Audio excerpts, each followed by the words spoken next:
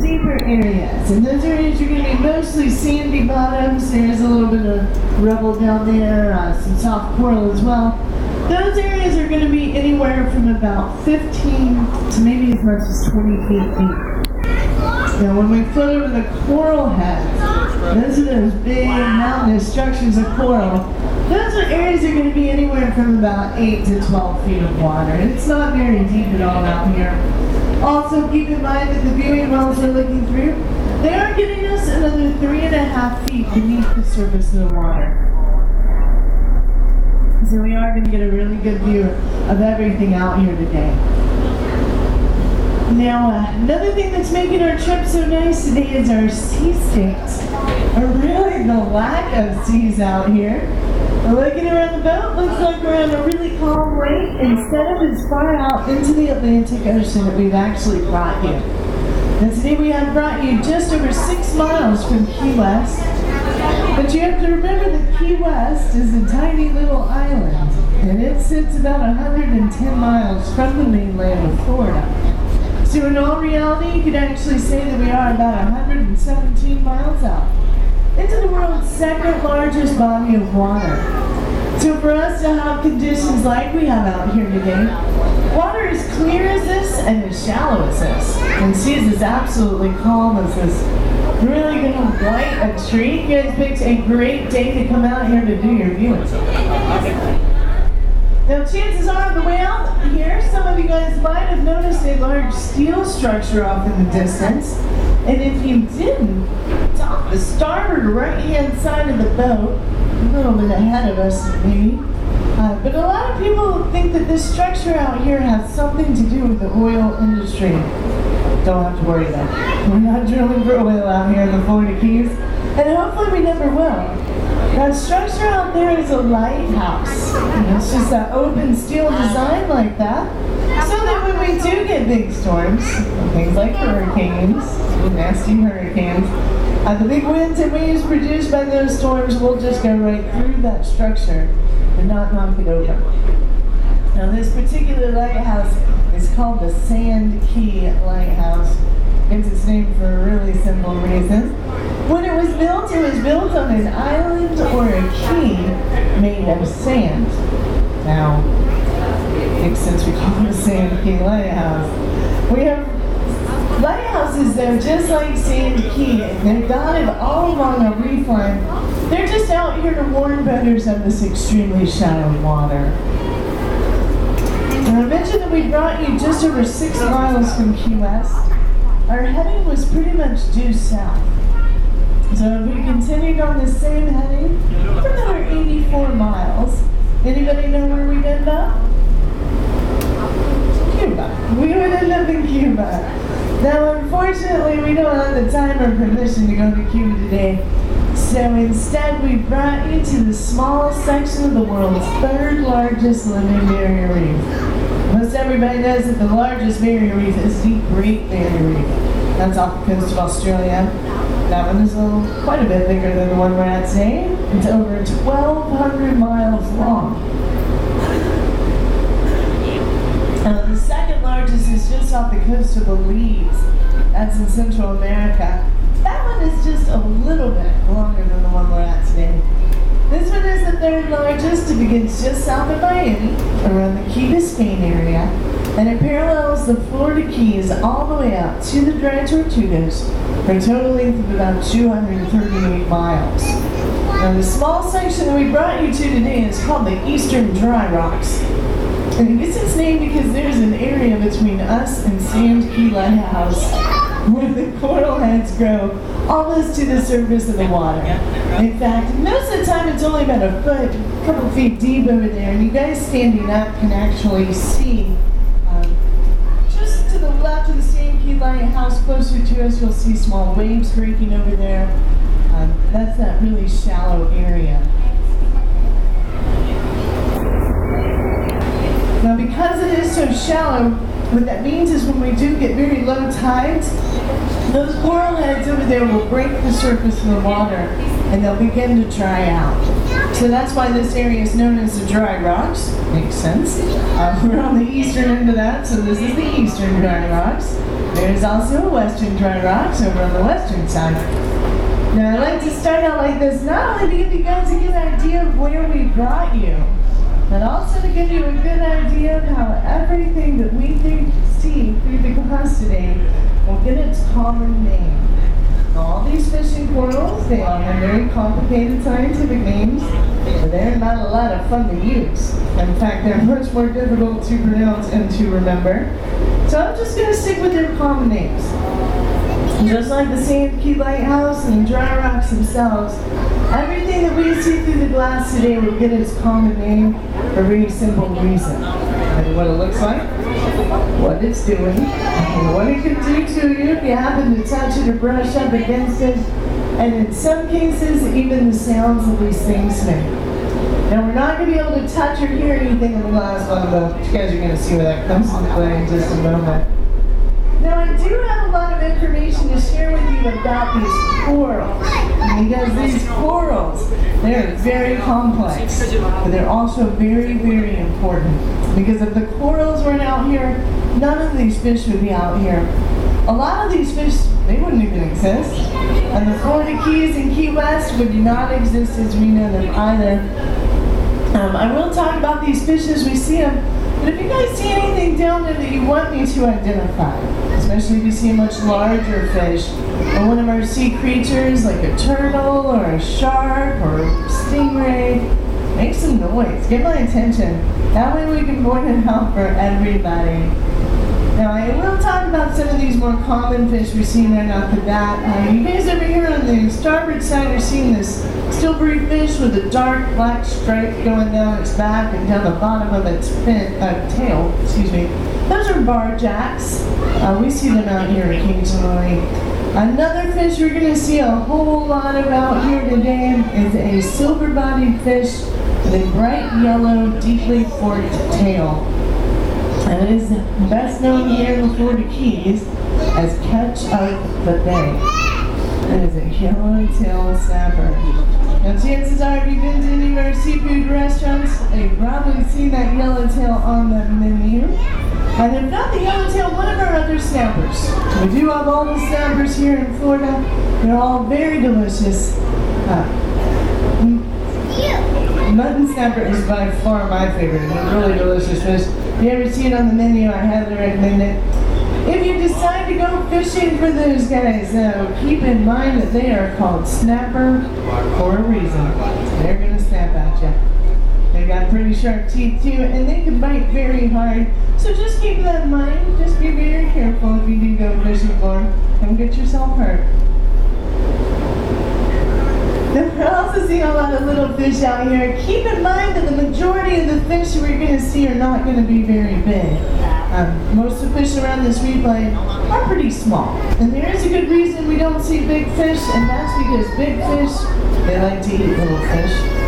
Even though we have a lot of little fish out here, those guys have a lot of little places to hide. So big fish come into this reef line to get a meal, not going to get a very good one. They do pass through the area though, so if you see a big fish, make some noise. But definitely focus in on these little fish. These are the ones we're going to see most often out here.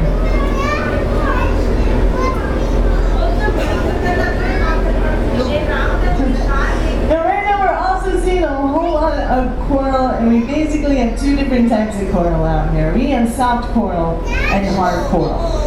Now what we do not have are any sea plants that grow here along the reef line, might surprise you. There is no seagrass or seaweed that grows along this reef line.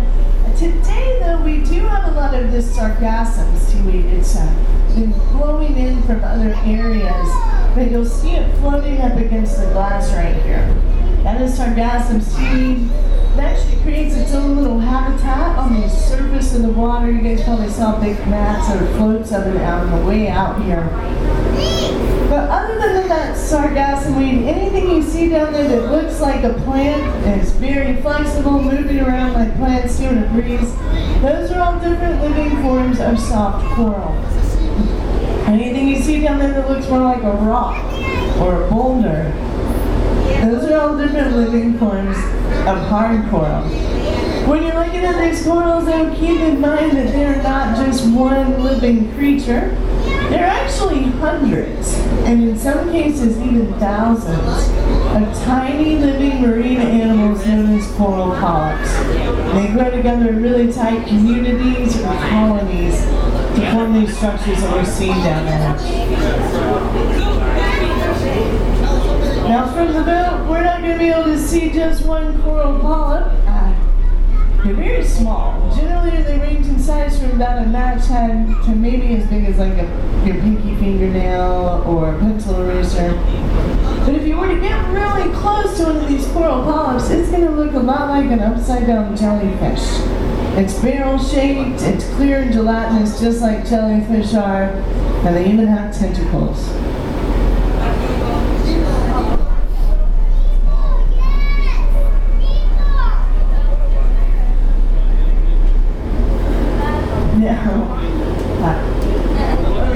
They use their tentacles at nighttime. They're going to extend those tentacles out into the water, and they will actively trap and steam their own food. Make things like zooplankton, other little planktonic organisms. Now they do have an exoskeleton, which just means they wear their skeleton on the outside of their body. Gives them their shape. Other than that, though, they don't have a lot of protection. Basically, they just have a very thin slime layer, basically. It's a mucous membrane, and that's their only real protection from diseases. So coral polyps are very small. They're also very fragile. Now, all the soft corals we're going to see out here today fit their names for what they look like. Very simple to identify. Down here in the deeper areas, and we're seeing these brownish ones that kind of look like ostrich feathers. Those are sea plumes. We're also seeing these large, broad, flat structures that look like fans waving back and forth. Those are the common sea fans. Again, very easy to identify. We have sea rods out here, which are kind of a broad shape, very stiff. We have sea fingers, which are about the diameter of an adult's finger, but a lot longer and kind of spongy looking. There's a really dark blue midnight parrotfish we passed over, that much bigger fish. Now these soft corals are so soft like this because they make their exoskeletons out of a protein. That protein is very similar to what you have in your own hair or fingernails. It's called gorgonate. But it gives those soft corals their shape and allows them to be flexible like we're seeing. However, it also makes them ahermatypic. And it's just a big scientific word for non-reef building. And what that means is when one of these soft corals dies, it dissolves back into the water, doesn't leave anything behind. Doesn't add on to this reef line, not making the reef any bigger. So all the soft corals we see out here, they are alive and healthy. Now hard corals do something a little bit different. They actually capture carbon and minerals out of the water, and they use those to build their exoskeletons into calcium carbonate. That's basically limestone. So when the living tissue inside of a hard coral dies, you're left with a thin layer of limestone, and you'll have that area of dead coral for a little while, and then either through cloning or spawning, the new coral colony will just grow right on top of the old one. So that's how these hard corals grow. It's just layer upon layer. But then you have a system that is hermatypic or reef building. This is a very slow process though. Most of these hard corals are only going to be able to grow about 1/4 of an inch a year. So it does take 4 years to get a full inch of growth out here. And we do have a lot of inches, so this has been going on for quite some time. Now most of this hard coral we're going to see out here today is going to get its name for what it looks like as well. We have mound coral is most common one we see. It's this yellow tannish one, kind of mounds itself up everywhere on top of these coral heads. We also have boulder star coral. We've seen some pretty nice ones today. Big green knobby pieces of coral. They go very bumpy and they can get big. Sometimes as big as a small car.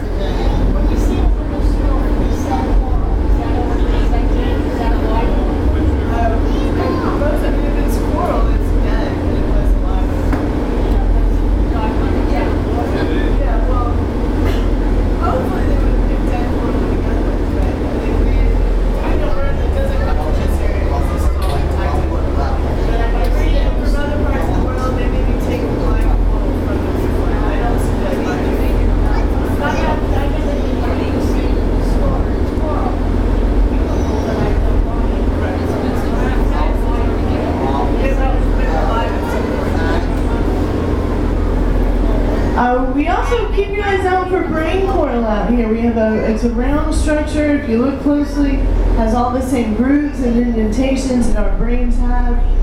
We also have some branching types of hard coral.